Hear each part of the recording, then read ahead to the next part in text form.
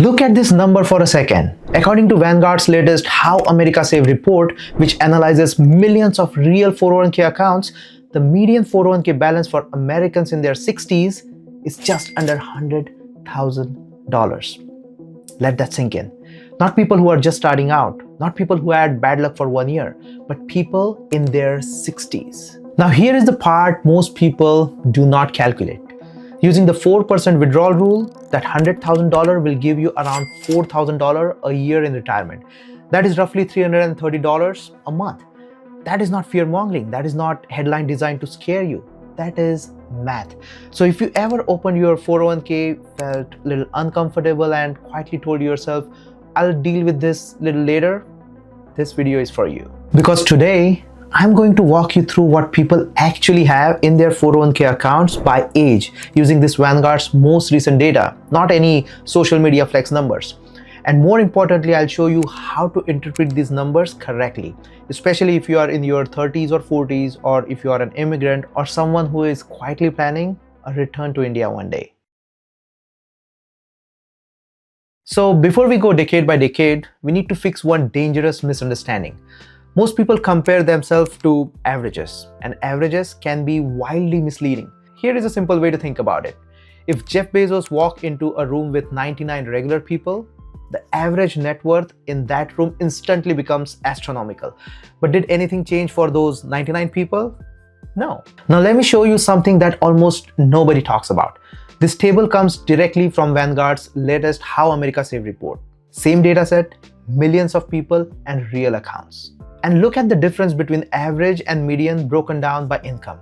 For people earning $100,000 to $150,000, the average 401k balance is about $188,000. Sounds pretty good, right?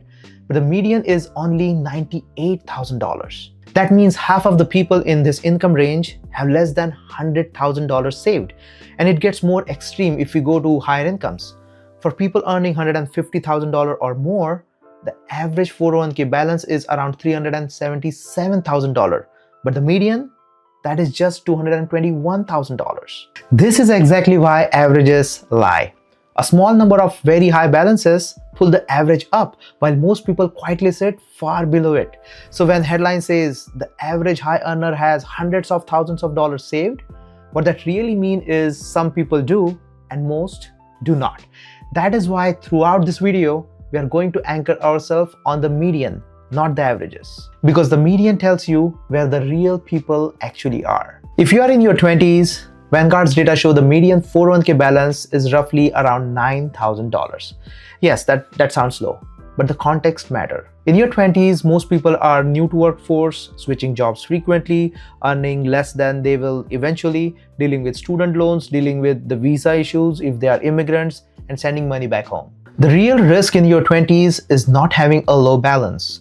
The real risk is not participating at all. Here is a data point that actually surprises a lot of people. If a company does not automatically enroll employees in their 401k plan, participation among people in their 20s drop around 40%. That means most people simply never start. Not because they are irresponsible, but because life is loud. This is why automation is the real cheat code. Just do one thing in your 20s. Turn the account on.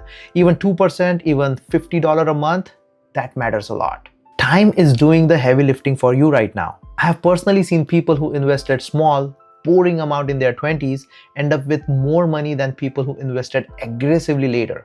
This is not motivation. This is compounding. Your only job in your 20s is consistency, not perfection at all, just consistency. Now let us talk about your 30s, because this is where most of my audience live. According to Vanguard, the median 401k balance in your 30s is about $28,000. The average is much higher, but again, as we know, the averages are skewed. What matters here is not comparison, it is trajectory. Your 30s are the decade where income starts to rise, career stabilizes, family starts, mortgages starts, and the expenses multiply. And this is also a decade where people accidentally stall. They earn more, but their contribution rate stays the same. And that is a quiet mistake. Here's a simple data-backed rule that works incredibly well. Every time your salary increases, increase your 401k contribution by just 1%.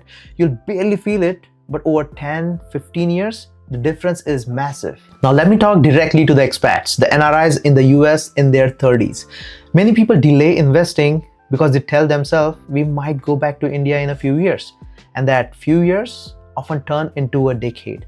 10 years of missed compounding is not harmless. If you do return back to India, having a strong US retirement base gives you options, and options reduces stress.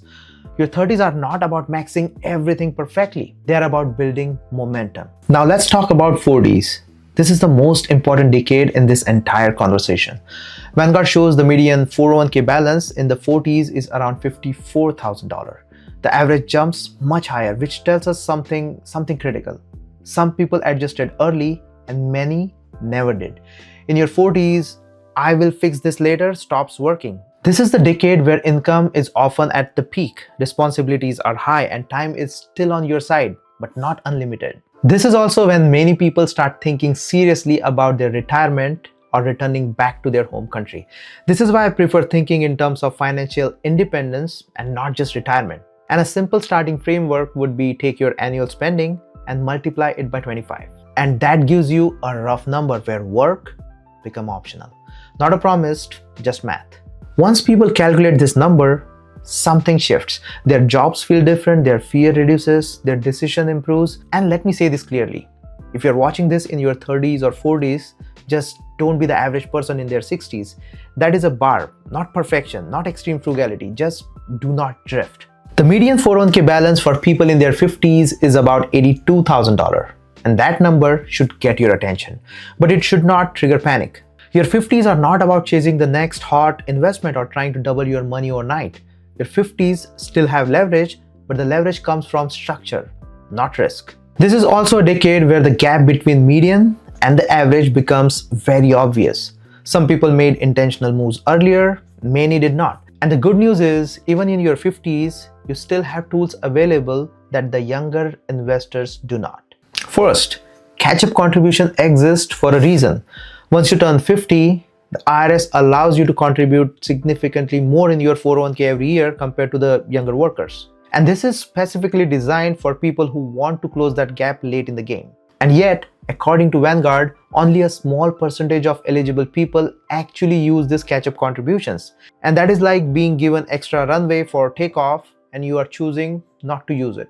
If you are behind, this is one of the highest impact levers you still control. Second, this decade is about tightening systems, not swinging for returns. When I say tightening systems, I mean 4 things. Number 1, increase contributions as much as your cash flow realistically allows. At this stage, saving more matters far more than trying to earn an extra % in return. Number 2, simplify and consolidate accounts. By the time people reach their 50s, many have accumulated old 401ks from multiple employers, 1 or 2 IRAs opened few years ago, random brokerage accounts they barely remember. Each account on its own may be fine, but together they create unnecessary complexity. Consolidation simply means, can I combine old retirement accounts into fewer well-organized buckets? And for many people, this looks like rolling old 401ks into the current employer 401k or a single rollover IRA at one brokerage account. And this matters for 3 reasons. First, the visibility. When your money is scattered, you never really knows where you stand. People either underestimate or overestimate their readiness because they cannot fully see the picture. Second, cost control. Old plans often have higher fees, limited investment options, or outdated structure that quietly drags down the returns. And the third one is family simplicity. If something happens to you, someone else has to deal with this. Fewer accounts means fewer phone calls, fewer forms, and far less stress for your spouse and children. In your 50s, clarity beats cleverness every single time. And number 3 is reducing unnecessary risk. This does not mean abandoning growth entirely. It means being intentional. A large market drop in your 50s can have a much bigger impact on your timeline than if it would have happened in your 30s. So this is the time to understand your asset allocation, not just guess it. And number 4 is preparing for withdrawals, even if retirement is still few years away. You want to start thinking about which accounts will you withdraw from first, how taxes will impact these withdrawals, when will Social Security fit into this big picture. You do not need to execute yet, but you do need awareness. Your 50s are not about perfection. They're about organization. intention, and reducing avoidable mistakes. If you get the systems right in this decade, retirement stop feeling like a cliff and start feeling like a transition. Now, your 60s. This is where theory ends and reality begins. The median 401k balance is under $100,000. Even the average balance does not support a comfortable life. And that's why so many people work longer than they planned. Not by choice, but by necessity. Here is the distinction that matters. Working because you want to is freedom, but working because you have to is pressure. If you are in your 60s, clarity matters more than optimization.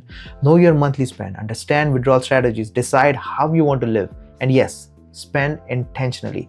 Money is meant to support life, not to die untouched. Now let's clear up this one last trap. Those rules you hear all the time that your 401k should be 3 times of your salary in your 40s and 6 times of your salary in your 50s. They are directional markers, not judgments. Salary matters, lifestyle matter, goal matter, but comparing raw balances is absolutely useless.